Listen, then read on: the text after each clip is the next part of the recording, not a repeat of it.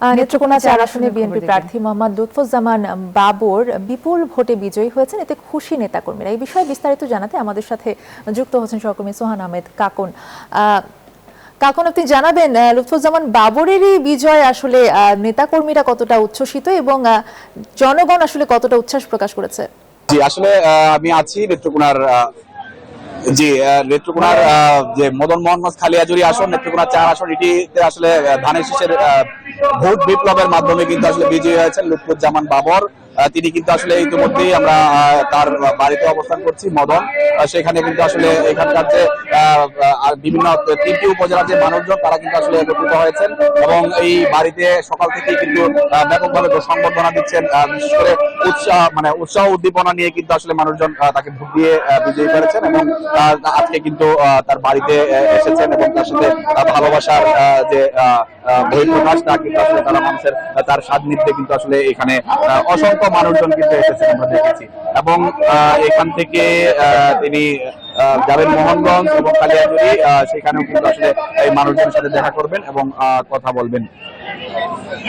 সব মিলে যদি বলি যে আসলে নেত্রকোনার 5টি আসনের মধ্যে 4টি আসনেই কিন্তু বিএনপির বিজয় হয়েছে এবং বিপ্লব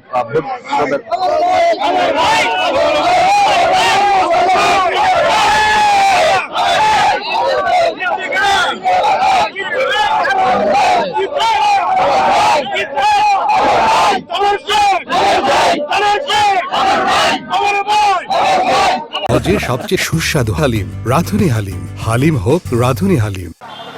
রাজশাহীর 6টি সংসদীয় আসনের মধ্যে 4টি আসনে বিপুল ভোটে বিএনপি মনোনীত যে সকল প্রার্থী রয়েছেন তারা কিন্তু জয়লাভ করেছেন। উচ্ছ্বসিত রাজশাহীর নেতাকর্মী সহ সর্বস্তরের মানুষ, বিশেষ করে অবাধ, সুষ্ঠু, শান্তিপূর্ণ পরিবেশে তারা ভোট দিতে পেরেছেন, এটি নিয়েই কিন্তু তারা অত্যন্ত আনন্দিত। আমরা সর্বস্তরের মানুষের সঙ্গে কথা বলছি, তারা বলছেন যে বিএনপির যে সকল প্রতিশ্রুতি ছিল সেই সব প্রতিশ্রুতি তারা বাস্তবায়ন চান। আমরা একজন ভোটারের সাথে কথা বলি যে 31 দফা সহ নানা প্রতিশ্রুতি ছিল, আসলে এই মুহূর্তে আপনারা কি ধরনের প্রত্যাশা করছেন?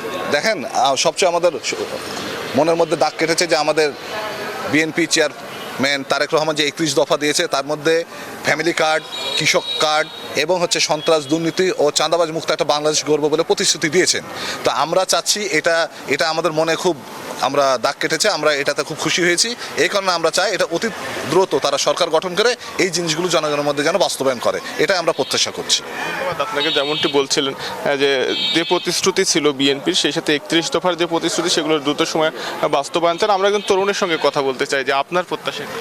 আসসালামু আলাইকুম, ধন্যবাদ তারেক রহমান স্যারকে, যিনি প্রধানমন্ত্রী, অভিনন্দন। আমাদের তরুণদের যে প্রতিশ্রুতি দিয়েছিল সেটা যেন স্যার বাস্তবায়ন করে, এটাই আমাদের প্রত্যাশা। ধন্যবাদ আপনাকে। আমরা কথা বলছিলাম ভোটারদের সাথে, তারা যেমনটি বলছিলেন যে সকল প্রতিশ্রুতি ছিল, বিশেষ করে 31 দফার যে প্রতিশ্রুতি ছিল সেই প্রতিশ্রুতির কিন্তু বাস্তবায়ন চান ভোটাররা। রাজশাহীর 6টি সংসদীয় আসনে আমরা দেখেছি যে বিপুল পরিমাণ ভোটারের উপস্থিতি এবং আইন শৃঙ্খলা পরিস্থিতি ছিল অত্যন্ত ভালো। ভোটাররা শান্তিপূর্ণ পরিবেশে, উৎসব মুখর পরিবেশে তারা ভোট দিতে পেরেছেন। দীর্ঘদিন পর তাদের নিজেদের ভোটাধিকার প্রয়োগ করতে পেরেছেন বলে ভোটাররা জানিয়েছেন এবং তারা বলছেন যে এর আগে ভোট কেন্দ্রে গিয়ে দেখা যেত যে ভোট আগেই হয়ে জাল ভোট হয়ে যায়, ভোট কেন্দ্র থেকে ফিরে আসতে হয়। এইবার সেই ধরনের পরিস্থিতি তৈরি হয়নি, যে কারণে তারা নিজেরাই নিজেদের ভোটাধিকার প্রয়োগ করতে পেরেছেন। সব মিলে কিন্তু ভোটাররা উচ্ছ্বসিত, তারা খুশি। তারা বলছেন যে সরকার গঠন করবেন বিএনপি, সেই সরকার গঠনের পর যেন তাদের যে প্রতিশ্রুতি সেই প্রতিশ্রুতি বাস্তবায়ন করা হয়। আমরা আরেকজন ভোটারের সাথে একটু কথা বলি যে বিএনপিতে সরকার গঠন করছে, তারেক রহমান প্রধানমন্ত্রী হবেন নিশ্চয়ই, তো আপনার কি প্রতিশ্রুতি? আমার পরিস্থিতিতে তারেক জিয়া দেশের প্রধানমন্ত্রী হবে এটা খুব প্রস্তুত এবং যে 31 দফা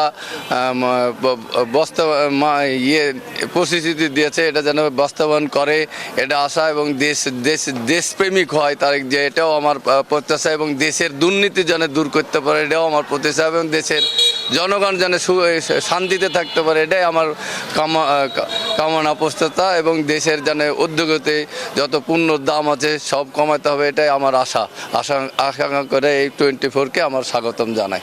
ধন্যবাদ আপনাকে। আমরা ভোটারদের সাথে কথা বলছিলাম, তারা একই সাথে বলছিলেন যে দেশের দুর্নীতির লাগাম টেনে ধরতে হবে, দেশের সাধারণ মানুষের উন্নয়ন করতে হবে, বিশেষ করে দ্রব্যমূল্যের ঊর্ধ্বগতি নিয়ন্ত্রণ করতে বিএনপি সরকার গঠনের পরে কাজ করবে, সেই প্রত্যাশার কথা বলছিলেন। একই সাথে 31 দফার যে দফা ছিল কৃষি কার্ড সহ স্বাস্থ্য কার্ড সহ যেসব প্রতিশ্রুতি দেওয়া হয়েছিল সেগুলোর কিন্তু তারা বাস্তবায়ন চায় না। রাজশাহীর 6টি সংসদীয় আসনে বিপুল পরিমাণ ভোটের উপস্থিতি ছিল। রাজশাহী 1 আসনে জামাত ইসলাম মনোনীত প্রার্থী পাশ করেছেন, সেখানে তীব্র প্রতিদ্বন্দ্বিতা হয়েছে, কিন্তু রাজশাহীর যে অন্যান্য যে আসনগুলোতে যেগুলোতে বিএনপি মনোনীত প্রার্থীরা পাশ করেছেন সেখানে কিন্তু ভোটের ব্যবধান ছিল চোখে পড়ার মতো।